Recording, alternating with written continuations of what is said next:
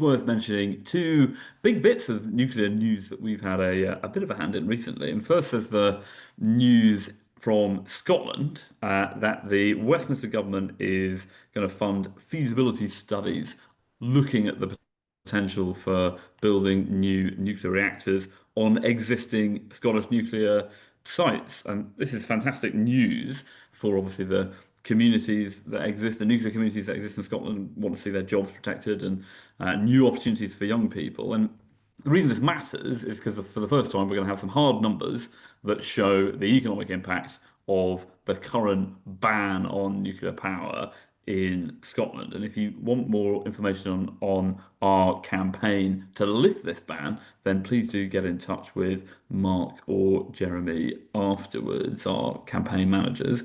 And then the second bit of news that you may have seen this week is that we had this FOI on the Great British Nuclear SMR competition that was reported in the Times and various other places. And this revealed that 12% of the weighting for the SMR competition was based on social value and not on value for money. Now, obviously, it'd be one thing if this was properly valuing the jobs and community impact of nuclear, but here's the crazy thing.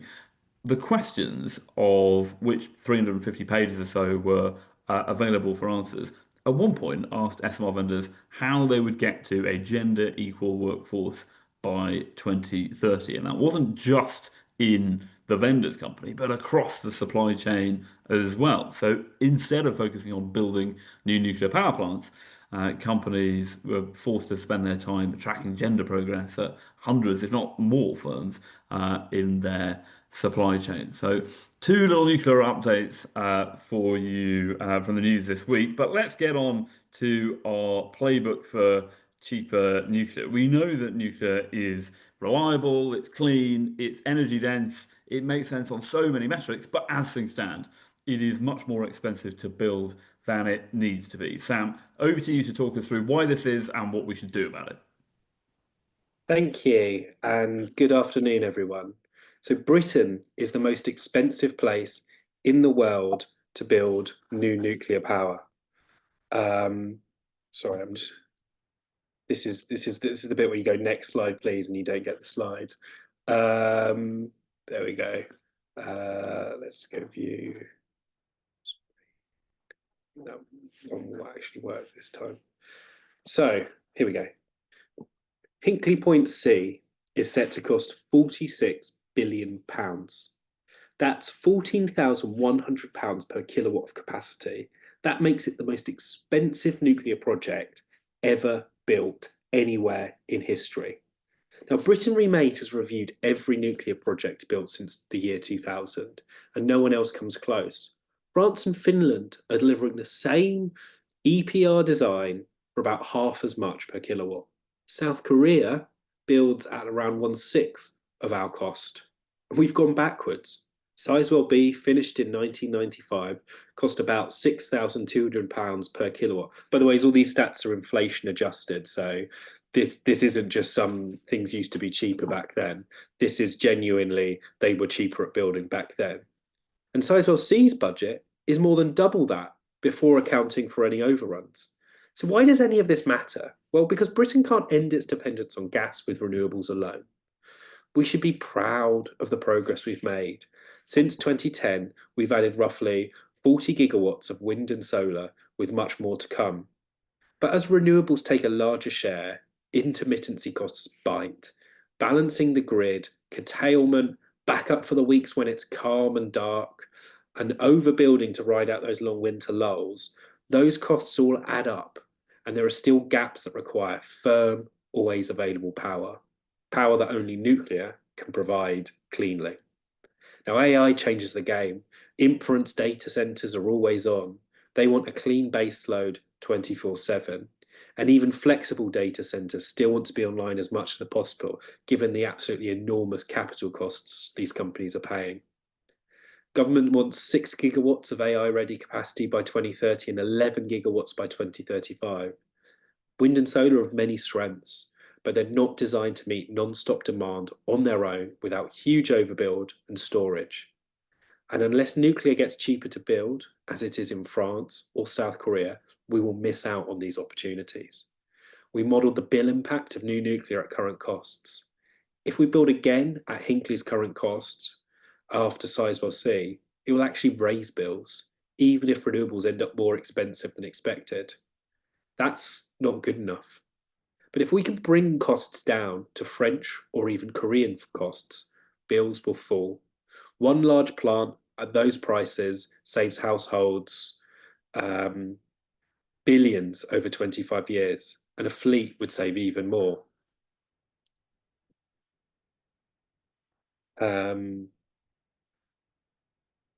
And I think it's time to ask, why is nuclear just so expensive to build in Britain? And I think there's a bunch of reasons. And I would say when you're, 2, 3, 4 times more expensive than other countries, it's very rare that one thing is going wrong. In fact, a lot of things need to go wrong. So first, there's planning and permitting. They're slow, paperwork heavy. Sizewell C went through 7 rounds of consultation. Hinkley's environmental statement ran to 31,000 pages. Sizewell C's full stack of paperwork was close to 80,000. And even after consent was gained, and even after they got the planning permission, there were more than 160 permits that still needed to be obtained, many requiring separate additional environmental assessment. Time, uncertainty, cost, and without necessarily better outcomes for nature. And we overspecify and we gold plate. Hinkley had thousands of UK-specific design changes, including a fish return system and an acoustic fish deterrent. You might have heard of the famous fish disco. All of these changes mean more concrete, steel, cabling, complexity, and risk. But third, as well as regulation, there's the simple fact that we stopped building. With a 30-year gap, EDF had to rebuild supply chains almost from scratch.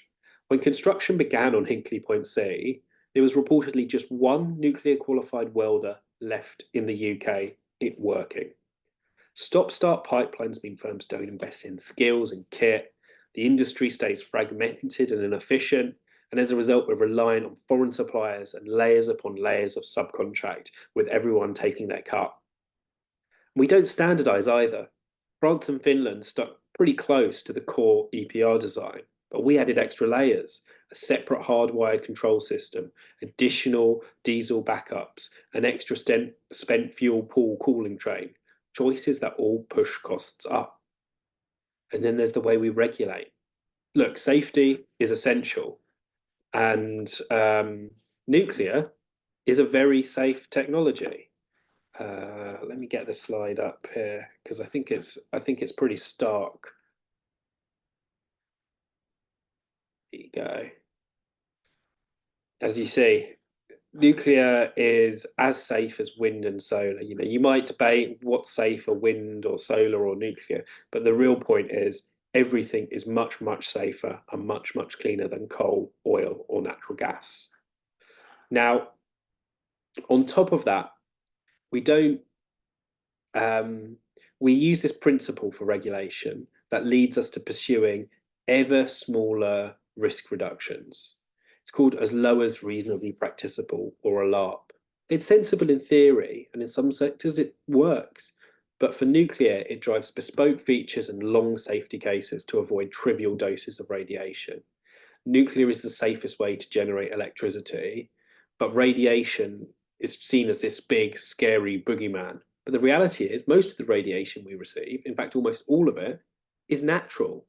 The average Brit gets a couple of millisieverts a year from background radiation from rocks in the earth and cosmic rays. In Cornwall, they get about 7 millisieverts a year. Now, around Hinkley Point B, the highest exposed person, someone who's eating fish that are swimming close to the reactor, who's going diving by the plant, etc., all sort of activities that there's unlikely one person actually does. They're exposing themselves to roughly a few hundredths of a millisievert a year, roughly a brief weekend in Cornwall or a handful of Brazil nuts. Modern designs have layers upon layers of passive safety. Even in the worst case scenario, the public will be exposed only to a tiny dose, far below what they'd receive from background radiation. And when you come with the planning regs, we mandate these seasonal ecological surveys, require site-specific mitigations like fish discos, and give people so many opportunities to sue. And all of this makes late-stage improvements much harder. Because if sensible changes risk reopening planning permissions and debate, it deters innovation and it hurts the economics of fleets and SMRs. Long, costly processes are a fixed overhead. The whole point of a fleet is you can spread upfront costs like design over multiple units.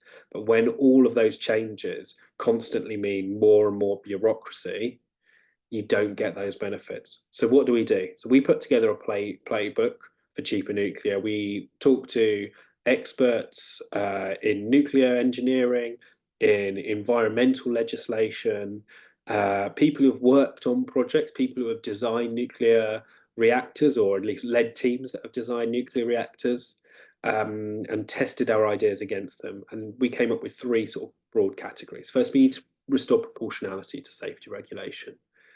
First, the ONR, the Office for Nuclear Regulation, should be given a clear objective to enable the safe deployment of civil nuclear power. This is something the US have already done. At the moment, the ONR can meet its brief without a single nuclear plant being hooked up to the grid. And we should accept safety analysis from trusted peer regulators by default and only add UK-specific work where there is a really strong, clear, evidence-based need. The deal we recently struck with the US to recognise their regulatory rulings should be expanded and go further. And a lot of decisions, the idea that you're reducing radiation as low as reasonably practicable, can be challenged on the grounds of gross disproportionality, but cost-benefit analyses are almost never used. One problem is they don't do a standard value of what saving a life is worth. We have that for the NHS. We have that for pretty much every other thing, whether it's road safety measures or rail safety measures. The US uses it for nuclear. But in nuclear, Britain flies blind, and this makes it really hard to challenge things and debate whether or not something is grossly disproportionate. So as a result, there's no cost-benefit analysis used, except one case, I think, for the ONR to challenge a decision. And there's basically acceptance that whatever the ONR demands, or they might say suggests, is going to be accepted. We should also look at the levels of radiation we worry about. At the moment, we have a basic safety objective that's set absurdly low levels. The idea behind it is to mark the point below which it isn't worth the regulators' time to scrutinise these safety cases further. Most plants operate far below it, even older ones, but proving you got there is expensive and complicated. We should accept that some exposure, say 1/10 of the radiation the average Brit is exposed to from natural sources, is below the level worth worrying about. And for other high exposures that are still below the legal limit, let's flip the burden of proof.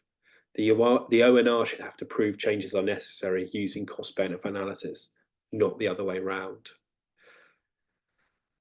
And second, that's fixing safety, but we also need to fix the planning and environmental permitting side. Right now, the processes are overloaded with duplication and delay. We should start by consolidating the long list of overlapping permits into a simpler single process.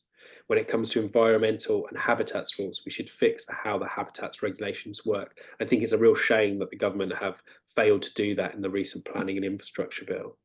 At the moment, projects often have to prove a negative, showing there'll be no impact, which creates endless paperwork.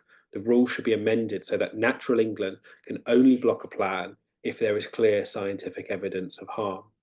Small, trivial effects should not be treated as if they threaten the integrity of a site. And where compensation is needed, you should be able to do it by funding improvements that boost the wider network of protected sites, help deliver broad targets in the Environment Act, not just narrow, like-for-like fixes on the project footprint. And I think it's really worth remembering how let me get the slide up. Here we go. How green nuclear is in terms of its impact on the land. This is Hinkley Point C, 430 acres to produce 26 terawatt hours of power per year. If you want a solar farm to do the same, it'd need to be about as big as the Isle of Wight, 130,000 acres. You'd need even more land for wind farms. Nuclear is dense energy. And we need to sort of work out how we can get rid of these pointless, repeated legal challenges. I lose count on how many times Sizewell C has been and Hinkley have been challenged in court, but I'm pretty sure it's about seven, and they've cost years of delays. But at the moment, if you're taking nuclear power stations to court, you don't actually pay the full legal costs that you impose on the nuclear plant, unlike any other area of law. Under Aarhus Convention rules, individuals are capped at 5,000 and groups are capped at 10,000 for the costs they can be required to pay for bringing a pointless legal case. That's not right, and that should change. Finally, let's turn NIMBYs into YIMBYs. Let's let councils keep the business rates from new nuclear and data centre projects in full. That way, they share directly in the benefits and they have a much stronger reason to support going for nuclear power.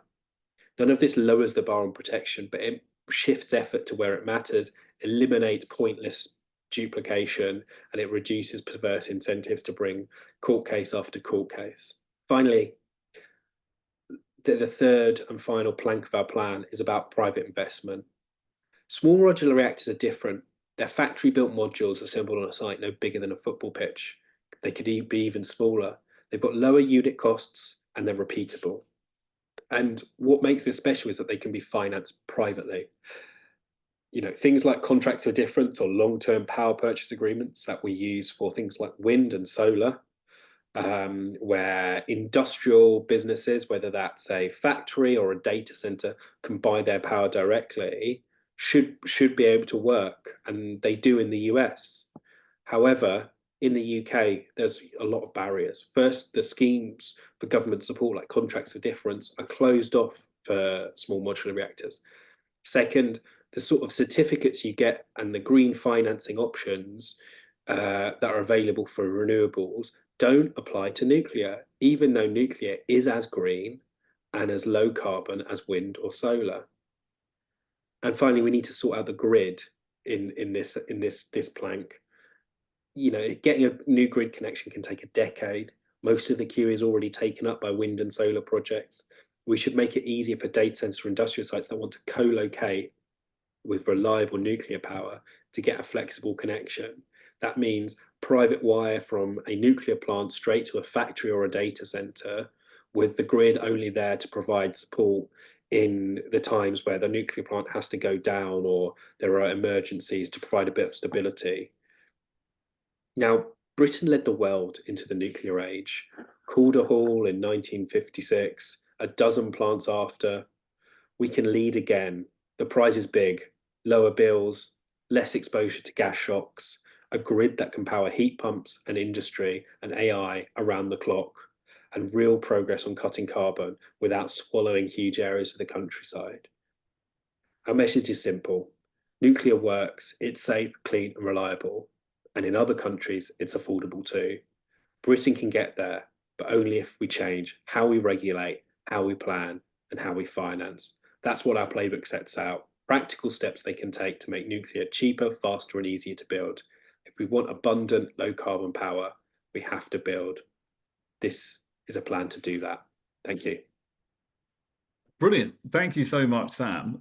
Please do send your questions through to the chat if you have any questions off the back of those remarks from Sam. I'm going to ask the first one, which is about the role of the state in building new nuclear, because lots of our plan is focused on streamlining those overly burdensome regulations to make it easier and cheaper to build.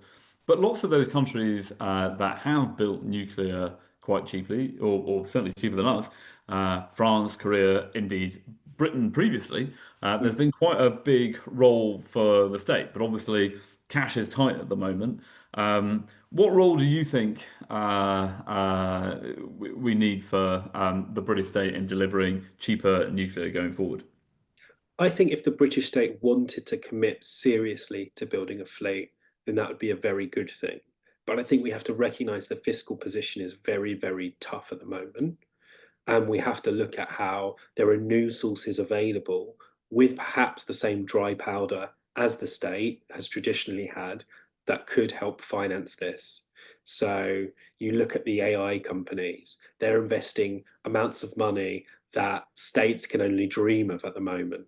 The US story on economic growth at the moment is AI. Almost all of that is data center investment at the moment. Now, on top of that, there are government support schemes that could be opened up to nuclear. For wind and solar, we've built them in part because we have guaranteed fixed long-term contracts called CFDs. Now, nuclear is currently excluded from that. Opening that up to nuclear might be one route. We used a CFD for Hinkley Point C, but it was a bit different in that it was a bilateral CFD. It was essentially a negotiation between the government and EDF rather than the sort of auction open model that they use for wind and solar. So there is a role for the state, but we shouldn't pass up the opportunity for private finance. And I think if you want to build a fleet, that requires a big commitment and a big investment. And the sad reality is politicians are very reluctant to fund policies that will only benefit the public in 10 years' time when they're probably out of office. Very good. There was a comment in the chat about the comparing the true costs of and including in there systems costs, and grid balancing costs, and all the rest of it, and comparing the true costs of nuclear and renewables. If the recommendations in this report are implemented, uh, do you think that you could see, or where do you think you could get the cost down to for nuclear, and how do you think that would compare for what it's looking like with that cost curve for offshore wind that you had up on the screen earlier? I think we can definitely bring costs down. I mean, the evidence is that other countries do it. And, if we were at the level of South Korea in terms of costs, or even a bit higher, 3,000, 4,000 per kilowatt, nuclear would be very competitive with wind, very competitive with gas, competitive with solar outside of maybe California, where it's a lot sunnier. I've just got back from there than it is here. Now, part of the thing is that you have to remember that there's those system costs too. So while gas obviously provides that flexible generation, it also brings you the cost of carbon and climate change. Wind and solar can be deployed very quickly and in some cases cheaply, but they require that backup. They require that around the clock coverage. And because of our grid and the way it's been built and the market choices that we've made, um, a lot of money goes paying wind turbines to switch off. That's not a great situation. So the nuclear power stations provide a lot of benefits that aren't truly captured. And I think they can play a much, much, much bigger role in our energy mix. Whether we want to go fully nuclear, like France has basically, where nuclear takes up something like 80, 90% of their, something like 70% of their grid, I'm Mm. not sure. But that's kind of the direction where I think Britain can get closer to. Brilliant. Right, the questions are flying in now. So from Gavin, Gavin's concerned that the reduction in carbon emissions so far has also led to, or has been in part about industries going offshore. But does nuclear offer an opportunity then for low carbon reindustrialization by creating abundant low carbon power while also keeping costs down? What do you think about that? Yes, if we can get it cheap. The reason industry has gone offshore is because energy costs are really high. Britain has the highest industrial energy costs in the world, and as a result, that's sending big jobs overseas. Now, we are cutting emissions, even adjusting for that fact, even adjusting from the leakage, but there's no benefit to the climate if you drive a factory produce powered by low carbon energy in Britain to one powered by high carbon energy in China. Now, and I think we need to be absolutely hawkish on energy costs going forward. And that means every regulation, every rule, every bit of planning red tape that affects not just nuclear, but any energy project needs to be scrutinized. And if it doesn't represent value for money, if it's pushing bills up, should probably be removed. One from Joel here, who says that he rarely, if ever, notices EDF referring to the combined effect of regulations as a driver of high nuclear costs. Is there a taboo in the nuclear industry over criticizing regulations? So I'd say EDF have said a bit. So we visited Hinkley Point C now a couple of years ago, And when we were there, they told us a lot about the various problems with the planning system, particularly. That's where we learned about the fish disco for the first time. That's where we learned about all of these little changes that I don't think have got as much coverage, but are just as absurd. Like when they were piping a bit of water slightly further out to sea, even though it had no real environmental case. And we spoke to the person who handled the environmental work there, and he was tearing his hair out at this. So they did talk about that, and they did also talk about the ONR's design changes. And they actually found a stat that they reckon there was about across the ONR and the Environment Agency, they had to make 7,000 changes. Some of them might be quite small, some of them might be more substantive. What we do know is there were definitely a lot of changes, and that meant that they couldn't get the benefits of standardization. So what they put to us was that Hinkley Point C isn't the third or the fourth EPR built around the world. It's the first UK EPR ever built. And in nuclear, they talk about the problem of the FOAK, the first of a kind. And basically, in those engineering challenges, mistakes get made. People learn things as they go along. And even within Hinkley Point C, what you saw is between the two reactor buildings, welding on the second was 30% more efficient than the first. And I think that's the real potential that we can bring down costs by standardizing, building a fleet. And that's the real benefit of SMRs too. Brilliant. We've got 3 minutes left, so I'm going to ask you a final couple of questions that we've got from Guy, and then I'll answer one that John has asked. So the two questions from Guy. So, firstly, you're talking about nuclear generation generally. How do you see the potential of modular reactor design to contribute to lower costs? And then, secondly, you highlighted the potential of private wire for data centers, but you then said that they would also be grid connected for backup. Have you thought about the grid costs that should be charged to such semi off-grid projects? So two really good questions. So the benefit of small You've got modular 2 minutes, by the way, Sam. is that we can do these fleet build outs much cheaper. We can get those learning benefits to come much sooner, and as a result, we should be able to find ways of cutting costs and ways of getting things more efficient and avoiding some of the problems that you get with major nuclear builds where on site something goes wrong. The more you can shift to a factory, the more that you can make things predictable and reduce risk. Now, with private wires, the key thing is that most of the power they'll be generating, they won't need the grid for. And they can even work with flexible, predictable curtailment. They can say, look, the grid, it's going to be a really cold week, so you better not demand anything from us. We're going to give you some notice in advance. That all works fine. And that allows us to plan for some of the worst times. But, you know, no nuclear plant runs at 100% capacity. In the US, they can run at close to 95% capacity. When there are those bits of downtime, whether that's for repairs or for just because of various weather conditions, France had a big problem with jellyfish affecting their nuclear reactors recently. In those incidents, a bit of connection to the grid can tide you over, while most of the stress you're putting on the grid is going to be very limited. And actually, you can put a lot of energy on the grid if you allow for that predictable curtailment. There's a study recently that suggested we could get much more bang for our buck on the grid if we take this approach.